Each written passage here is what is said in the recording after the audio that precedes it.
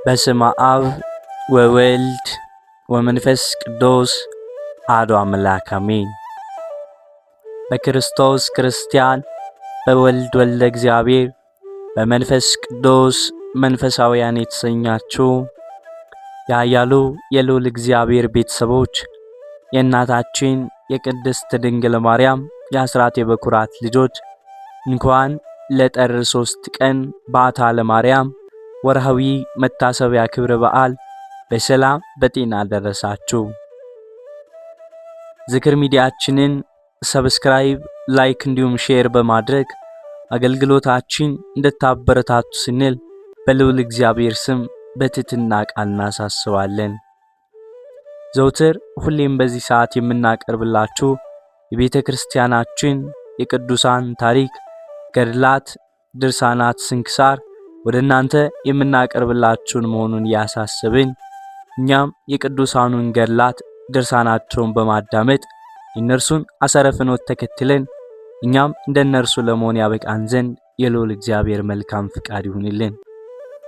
ከቅዱሳኑ ረድኤታቸው፣ በረከታቸው፣ መልጃቸው፣ ጸሎታቸው፣ ልመናቸው አይለየን ለዘላለሙ አሜን። ከዚህ በመቀጠልም ስለ እመቤታችን ስለ በዓታ ለማርያም ታሪክ እናሰማለን። ከእመቤታችን ከቅድስት ድንግል ማርያም 33 በዓላት መካከል ታኅሳስ በባተ በ3ኛው ቀን የሚታሰበው የከበረው በዓል በዓታ ለማርያም በመባል ይታወቃል። ይህም ማለት ቃሉ የግዕዝ ሲሆን የእመቤታችን ወደ ቤተ መቅደስ የመግባቷን ዕለት የሚያዘክረን በዓል ነው።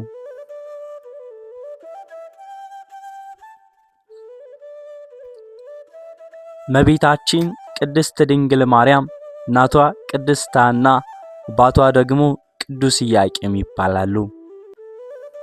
ልጅ በማጣት ምክንያት ለብዙ ጊዜ ቆይተዋል። በዚህ ቆይታቸው ፈቃደ እግዚአብሔርን በመጠባበቅ ደጅ ጥናት ነበር። በጊዜው መካንነት እንደኖር ተቆጥሮ ከማህበረሰቡ የሚያስገልል አንገት የሚያስደፋ በቤተ እግዚአብሔርም ከምዕመናን ተቀላቅሎ ምልኮተ እግዚአብሔርን ለመፈጸም የኃጢአት ምልክት ነው ተብሎ የሚያሳፍር ቢሆንም ቅሉ ከመካከላቸው ያለው ፍቅር ፈጽሞ አልቀነሰም። አንድም ቀን እግዚአብሔርን አማረውት አያውቁም።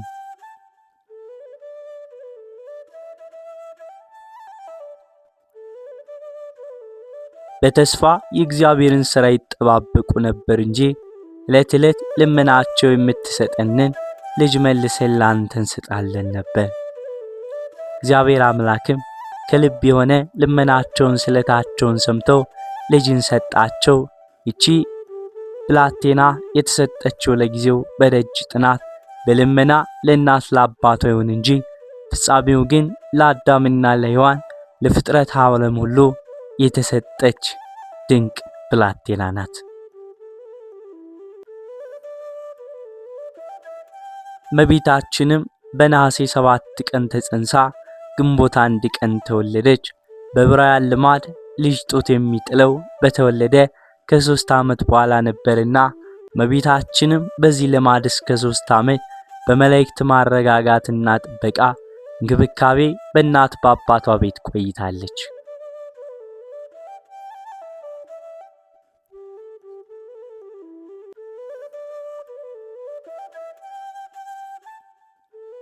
መዝሙረኛው ቅዱስ ዳዊት በመዝሙር 65 ከቁጥር 14 ላይ በመከራዬ ጊዜ ባፌ የተናገርኩት ከንፈሮችም ያሉትን ስለቴን ላንተ ፈጽማለሁ ብሎ እንደተናገረው ቅዱስ ኢያቄምና ቅድስት ሐና የተሳሉትን ስለታቸውን ለመፈጸም ከእግዚአብሔር ተቀብለው ለእግዚአብሔር ሊሰጡ ወደ ቤተ መቅደስ ሄዱ።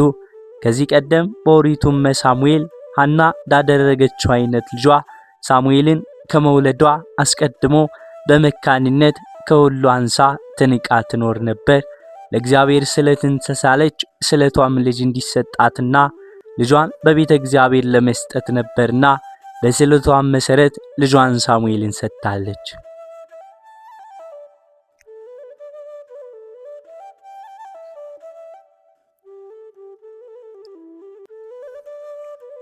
እነዚህም ክቡራን ለፀሐይ ጽድቅ ለጌታችን ለመድኃኒታችን ለኢየሱስ ክርስቶስ አያቱ ለመሆን የበቁ ቅዱስ ያዕቆብና ቅድስት ሐና የ3 ዓመት ልጃቸውን እመቤታችን ቅድስት ድንግል ማርያምን ሊቀ ካህናት ዘካርያስንና ደርሰው ተስለው የነበረውን ስለታቸውን ነግረውት ልጃቸውን አስረክበዋታል።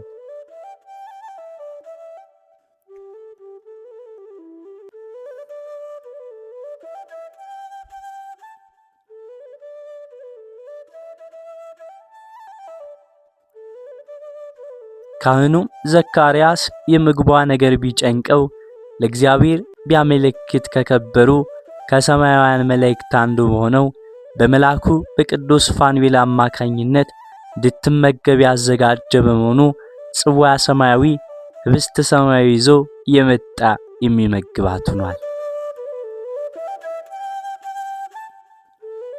ስለዚህ መልአክ ጻፊ ትእዛዝ ሄኖክ ሲመሰክርለት ከከበሩት ሊቃናተ መላእክት አራተኛውና የዘላለም ሕይወትን የሚወርሱ ሰዎች ተስፋ ሊሆን ንስሐ በሚገቡ ሰዎች ላይ የተሾመ መልአክ ነው።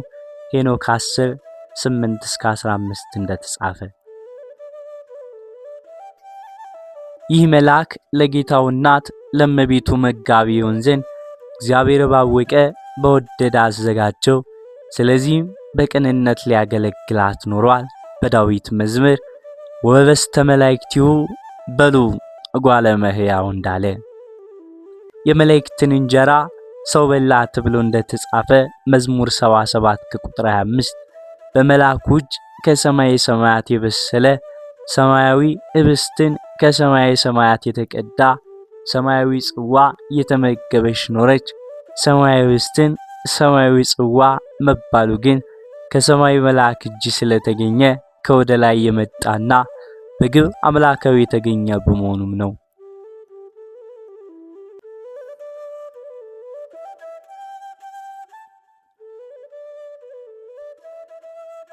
በኦሪቱ ሕዝበ እስራኤል ከሰማይ መና እየወረደላቸው ሲመገቡ ኖረዋል። እንዲሁም ነቢዩ ኤልያስ በመልአኩ እጅ ምግብን ተመግበው እርሱ ኃይል ሆኖበት 40 ቀን ሙሉ እንደጾመ መጽሐፍ ይናገራል። እመቤታችንም መላእክት እያረጋጓት በመላእክት መጋቢነት ተጠብቃ በንጽህና በቅድስና በቤተ መቅደስ ኖረች። እውነተኛዋ ታቦት እመቤታችን ታቦት ባለበት ቤተ መቅደስ ገባች። የእመቤታችን ታቦትነቷም የዘላለም ነው።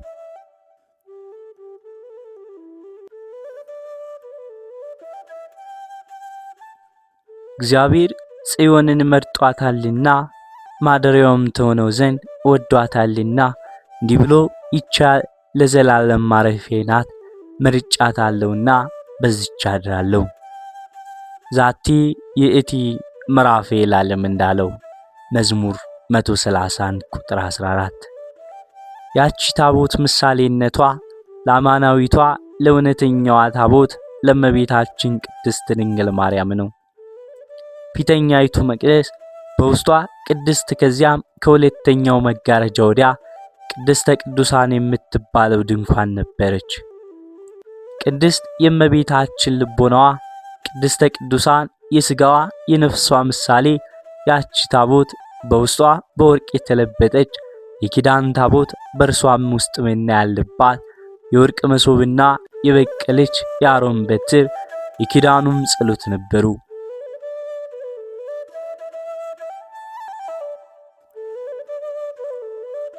እነዚህም እመቤታችን በውስጥ ባፋ በነፍስ በሥጋ ንጹሕ ናት።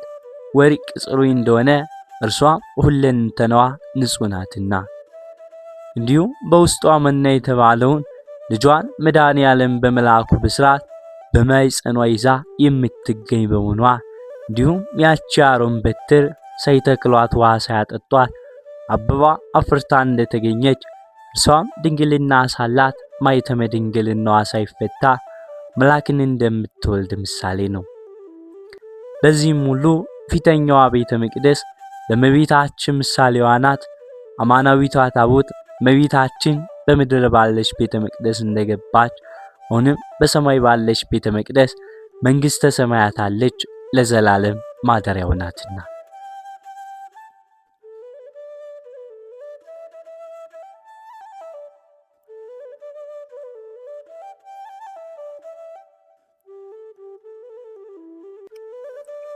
የእመቤታችን የቅድስት ድንግል ማርያም አማላጅነትና ተራዳይነት እንመለከታለን።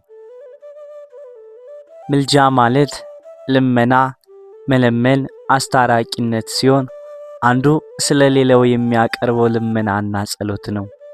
በቤተ ክርስቲያናችንም ከሚደረጉ የጸሎት አይነቶች አንዱ ምልጃ ጸሎተ አስተብቆት ወይንም ስለሌላው የሚቀርብ የጸሎት አይነት ነው።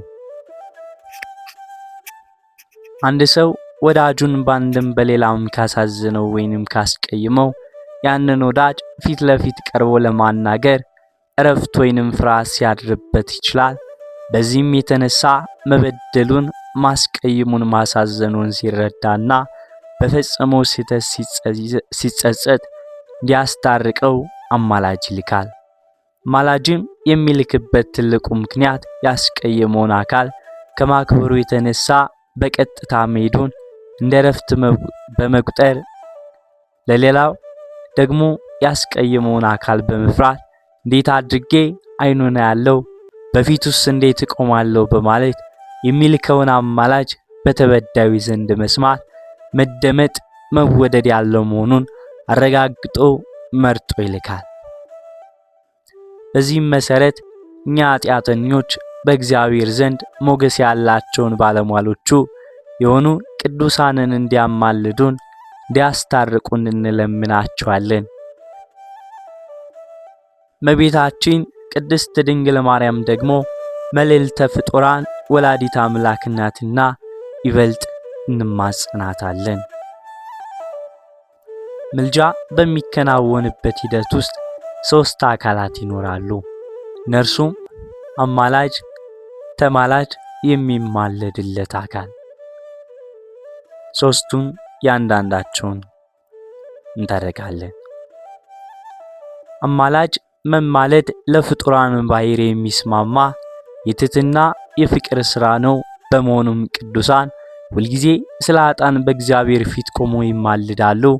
በእነርሱ ልመና ጌታችን መድኃኒታችን ይቅርታን ምሕረትን ያደርጋል፣ ዘውትርም ይሰማቸዋል። የሚማልዱትም ራሳቸውን ሕይወታቸውን ለኃጥአን አሳልፈው እስከ መስጠት ድረስ ነው። ሙሴም ወደ እግዚአብሔር ተመልሶ ወዮ እነዚህ ሕዝብ ታላቅ ኃጢአት ሰርተዋል፣ ለራሳቸውም የወርቅ አማልክት አድርገዋል። አሁን ይህንን ኃጢአታቸውን ይቅር በል፣ ያለበለዚያ ነገር ግን ከጻፍከው መጽሐፍ እባክህ ደምስሰኝ አለ። ዘጸአት 32 ከቁጥር 31 እስከ 32። ነቢየ እግዚአብሔር ቅዱስ ዳዊትም ሕዝቡ ይቆጠር ዘንድ ያዘዝኩ እኔ አይደለሁምን? የበደልኩና ክፉ የሰራው እኔ ነኝ። እነዚህ በጎች ምን አድርገዋል? አቤቱ አምላኬ ሆይ እጅህ በእኔና በአባቴ ቤት ላይ ትሁን፣ ነገር ግን ይቀሰፍ ዘንድ በሕዝብ ላይ ትሁን ብሏል። አንደኛ ዜና መዋዕል 21 ከቁጥር 17። በአዲስ ኪዳንም ሐዋርያው ቅዱስ ጳውሎስ ለሮሜ ሰዎች በላከው መልእክቱ ብዙ ሐዘን የማያቋርጥ ጭንቀት አለብኝ ስል በክርስቶስ ሆኜ እውነትን እናገራለሁ፣ አልዋሽም። ሕሊናዬ በመንፈስ ቅዱስ ይመሰክርልኛል። ለሥጋ ዘመዶቼ ስለ ወንድሞቼ ከክርስቶስ ተለይቼ እኔ ተረገምኩን ዘንድ ጸልይ ነበርና አለ። ሮሜ 9:1-3። የተናገረውን ስመለከት ቅዱሳን ራሳቸውን በፍቅር ሆነው አሳልፈው በመስጠት ስለኛ እንደሚማልዱ እንደሚለምኑ እንናገራለን፣ እንረዳለን። ተማላጅ ማለት ምልጃ ተቀባይ የሆነ የሚለመን ማለት ነው። ፍጥረታትን ካለመኖር ወደ መኖር አምጥቶ የሚመግባቸው የሚገዛቸው የሁሉ ባለቤት ሁሉ በእርሱ የሆነ እግዚአ ዓለማት አምላካችን ቅዱስ እግዚአብሔር ነው። ተማላጁ እግዚአብሔር ለአማላጆች ብዙ አይደለም፣ አንድ ነው እንጂ። አንድ እግዚአብሔር ስንልም አብ፣ ወልድ፣ መንፈስ ቅዱስ ማለታችን ነው። 3ቱ አካላት በአንድነት በጌትነት በአንድ ስልጣን በአንድ ክብር በአንድ መለኮት በአንድ ፈቃድ ሰማይና ምድርን የሚገኙ ፍጥረታትን ልመና ተቀብለው የፈቃዳቸውን የቸርነታቸውን ሥራ ይሰራሉ። ቅዱሳን ይማልዳሉም ሲባል እግዚአብሔር ጨካኝ፣ ቅዱሳን ደግሞ ከእግዚአብሔር ይልቅ ለሰዎች የሚያዝኑ ደጋጎችና ሩሮች ሆነውም አይደለም። እንደ እግዚአብሔር ያለ ቸርና ሩሩህ ማንም የለም። የቅዱሳን አማላጅነት ድንቅና ጥልቅ የሆነው የእግዚአብሔር ቸርነት የሚሰራበት የሚገለጽበትም ስለሆነ ነው። የሚማለድለት አካል ስንልም የሚማለድለት አካል ገና ድነታችንን ያልፈጸምን በምድር የምንኖር ኃጢአትን የሰራን ሰዎች ስንሆን በደላችን አምነን ተጸጽተን ንስሐ በመግባት በአማላጅነታቸው የምንማጸንን። አንድ ሰው በቅዱሳን ምልጃ ለመጠቀም ንስሐ መግባት እንዳለበት የሚያሳይ የመጽሐፍ ቅዱስ ክፍል እንደዚህ ይላል። አምላኬን እግዚአብሔርን በአንተ እጅ ወደኛ የላከው ነገር ሁሉ ባናደርግ እግዚአብሔር በመካከላችን እውነተኛና ታማኝ ምስክር ይሁን። የአምላካችንን የእግዚአብሔርን ቃል በመስማታችን መልካም እንዲሆንልን መልካም ወይንም ክፉ ቢሆን አንተን ወደ እርሱ የምንልክ የአምላካችንን የእግዚአብሔርን ቃል ሰማን እንዳለ ኤርምያስ 42 ቁጥር 5-6 በማለት እስራኤላውያንን በባቢሎን ምርኮ ሆነው መልአካቸውን ኤርምያስን ሲናገሩ ተጽፎም እናገኛለን። አማላጆች የእግዚአብሔር ስጦታዎች ናቸው። የሚታወቅ ዘንድ እግዚአብሔር አቢሜሌክን ወደ አብርሃም ልኮታል። አብርሃም ነቢይ ነው፣ ስላንተ ይጸልያል ትድናለህም የሚለው የመጽሐፍ ክፍል ምስክር ነው። ዘፍጥረት 20 ቁጥር 7።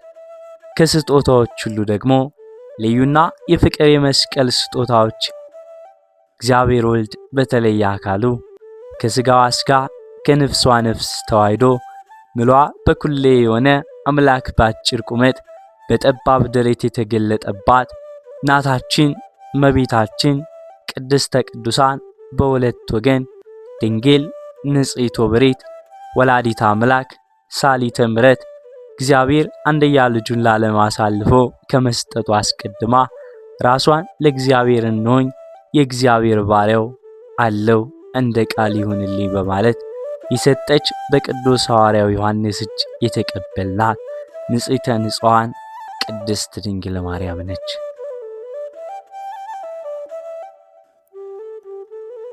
ለእናታችን ለቅድስት ድንግል ማርያም የተተነበየውን ትንቢት የሚያክል ትንቢት የተተነበየላትና የመጽሐፍ ቅዱስ ቃል የተጻፈላት ሴት የለችም። ስለ እርሷ በብሉይ ኪዳን መጻሕፍት ብዙ ምሳሌዎች ተጠቅሰዋል።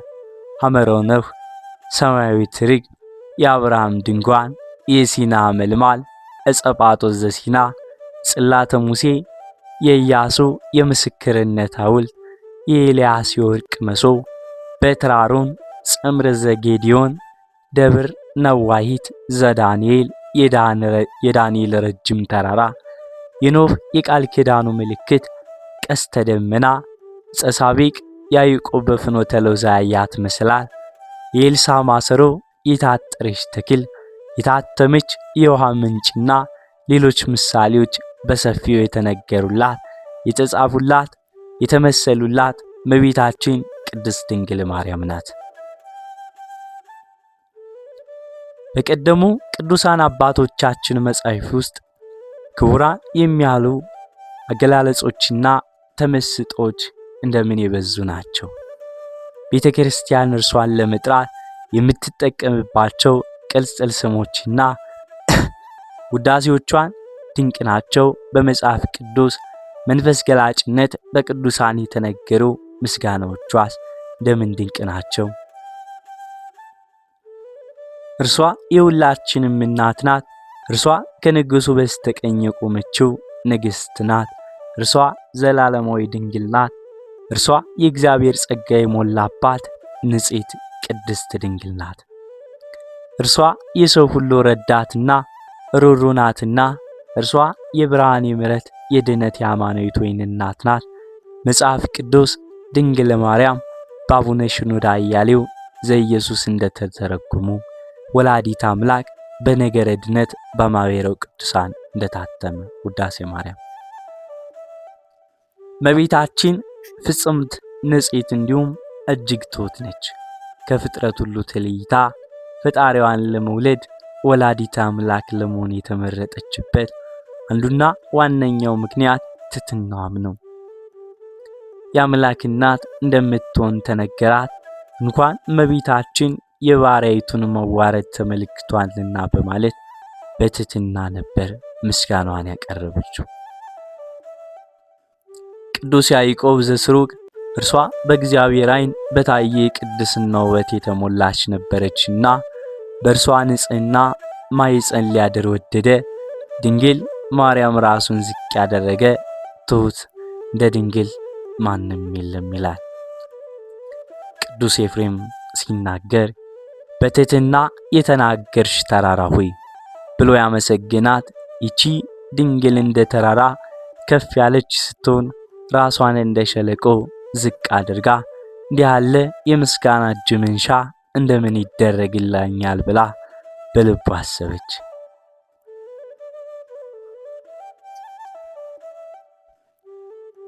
በዚህ በእናታችን ትሕትና እጅግ እንደነቃለን። ድንግል ሆይ እንዲህ ያለ የምስጋና እጅ መንሻ እንደምን አይደረግልሽም? የተመረጥሽው የሰማይና የምድር ፈጣሪ ልትወልጂ አይደለም ወይ? እሳተ መለኮትን ተሸክመሽ ሰማይና ምድርን የማይችሉትን ችለሽ እንዲህ ያለ የምስጋና እጅ መንሻ እንደምን አይደረግልሽም እያልንም እናመሰግናታለን።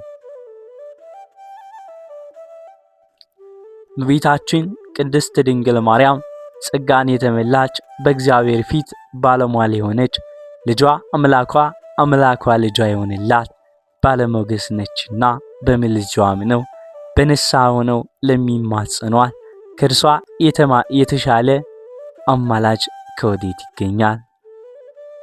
መልአከ ብስራት ቅዱስ ገብርኤል እመቤታችንን ሰላምታ ሲሰጣት ማርያም ሆይ በእግዚአብሔር ፊት ጸጋን አግኝተሻልና አትፍሪ ብሏታል። ይህም ማለት ክብር፣ ሞገስ መለመን፣ የማስታረቅ ኃይል አግኝተሻል ሲል ነው። በዚህም መሰረት እመቤታችን ቅድስት ድንግል ማርያም ለማማለድ የታመነች ናት። እግዚአብሔር ዓለምን ኃጢአት በወለደው ንፍር ውሃ ሲያጠፋት ሸሽጎ ያስቀራት ንጽሕት የኖኅ ርግብ ነችና ዛሬም በኃጢአት ገመድ ታስረው ምሕረትን ለሚሹ በምልጃዋ የምሕረትን በር የምታስከፍትልን እናታችን ናት። ቃና ዘገሊላ የብርሃን እናት በመምህር ሄኖክ ኃይሌ እንደተጻፈው ስለ እመቤታችን ምልጃ ምስክር ሆነው በቅዱስ መጽሐፍ ላይ በግልጽ ከተቀመጡ ክፍሎች ዋነኛው በፍቁረ እግዚእ ወንጌላዊው ቅዱስ ዮሐንስ የተጻፈው የዶኪማስ የሰርግ ቤቱ ታሪክ ነው። በዚህ ሰርግ ቤት ጌታችን ከእናቱና ከደቀ መዛሙርት ጋር ተገኝቶ ነበር። የወይን ጠጃቸውን ባለቀም ጊዜ እናቱ ጌታችን ኢየሱስን የወይን ጠጅ እኮ የላቸውም በማለት ወይኑ እንዳለቀባቸው ማንም ሳይነግራት የፊትን መጥቆር የልብን ሐዘን የምትረዳ ከዓይን ጥቅሻ ፈጥና የምትደርስ እናታችን እመቤታችን ወሳኝ በሆነም ሰዓት ላይ ነቢዩ ኢሳይያስ ፈጣን ደመና ብሎ የጠራት ፈጣኗ ደመና ለቃና ሙሽሮችን ፈጥና ነበር የደረሰችላቸው፣ ከውርደትም ያዳነቻቸው። ይህ የእመቤታችን ፈጣን ምልጃ ብፁዕ አቡነ ጎርጎርዮስ እንዲህ በማለት ይገልጡታል በጣም አንደበት። እመቤታችን ድንግል ማርያም ከሰው ወገን የሰው ችግር ችሎ ቶሎ የሚገባት ቶሎ የሚታያትና የሚሰማት ሬሬት ናት። የሰዎቹ ችግር ገብቷት ለልጇም ነገረችው። ችግራቸውን ፈጥና የተረዳች እመቤታችን አሁንም ልጇን ፍጹም ትሑት በሆነ መንገድ ነበር የጠየቀችው። ልጅ ነው ብላም አላዘዘችም። ባለውለታ ነኝ ብላም ማሳሰቢያም አልሰጠችም። ብቻ ወይን እኮ የላቸውም ብላ እጅግ በሚጣፍጥ ትሕትና ለመነችው። ግሩም ነው። ልጇ ጌታችን መድኃኒታችን ኢየሱስ ክርስቶስም ልመናዋን ሰምቶ ውሃን ወደ ወይን ለውጦላቸው የመጀመሪያውን የአምላክነት ምልክት በሰርጉ ቤት አድርጓል።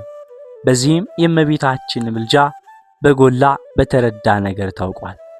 ቃና ዘገሊላ በዚያ በሰርጉ ቤት እመቤታችን ቅድስት ድንግል ማርያም ማላጅነቷና ተራዳይነቷ በብዙ መልኩም ዛሬም ድረስ ያልተለየን የዘላለም ቃል ኪዳን የተገባላትና ቃል ኪዳኗም ለዘላለም የሚሰራም ነው።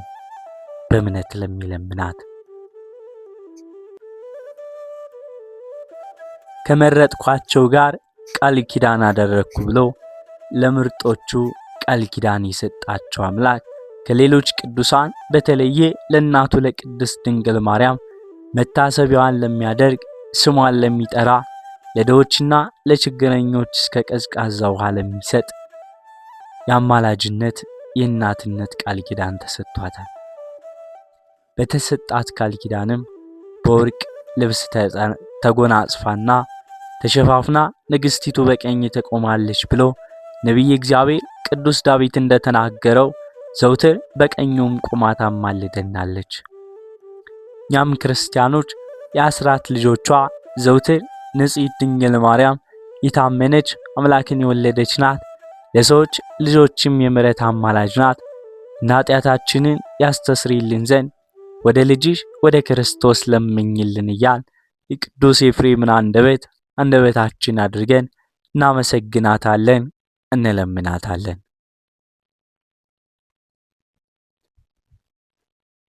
ከአባ ጊዮርጊስ ዘጋስጫ ጋርም እንዲህ እያልን እንማጸናታለን። ቅድስት ድንግል ማርያም ሆይ ታመንሻለሁ። ከተሰወረው መከራ በግልጥ ከሚመጣብኝ ጥፋት ሁሉ በዚህ ዓለም እንድታድኝኝ በሚመጣውም ዓለም ከገሃነመ እሳት ጥርስ ማፋጨት ጽኑ ልቅሶም ካለበት ከሚያስጨንቅ መቅሰፍትም ትሰውሪኝ ዘንድ እኔም በአንቺ አማላጅነት በልጅሽ ምሕረት የታመንኩ ነኝ። በፈረሰኞች ሰልፍ በሰረገላም መንኮራኩር የምታመን አይደለሁም፣ በአንቺና በልጅሽ እታመናለሁ እንጂ። እርሷም ዘውትር አትለየንም። የመስቀል ስር ልዩ ስጦታዎችን የሆነች እመቤታችን ንጽሕት ድንግል ማርያምን አክብረን በምልጃዋ ታምነን በንስሐ ታጥበን በጸሎቷ አማልዳን ከልጇ ከወዳጇ አስታርቃን። ዘውትር እርሷን እንለምን። የመንግስቱ ወራሽ የስሙ ቀዳሽ ሆን ዘንድ ጌታችን የመድኃኒታችን የኢየሱስ ክርስቶስ ቅዱስ ፈቃዱ ይሆንልን። የእመቤታችን የቅድስት ድንግል ማርያም ምልጃዋ፣ ጸሎቷ፣ ልመናዋ በእኛም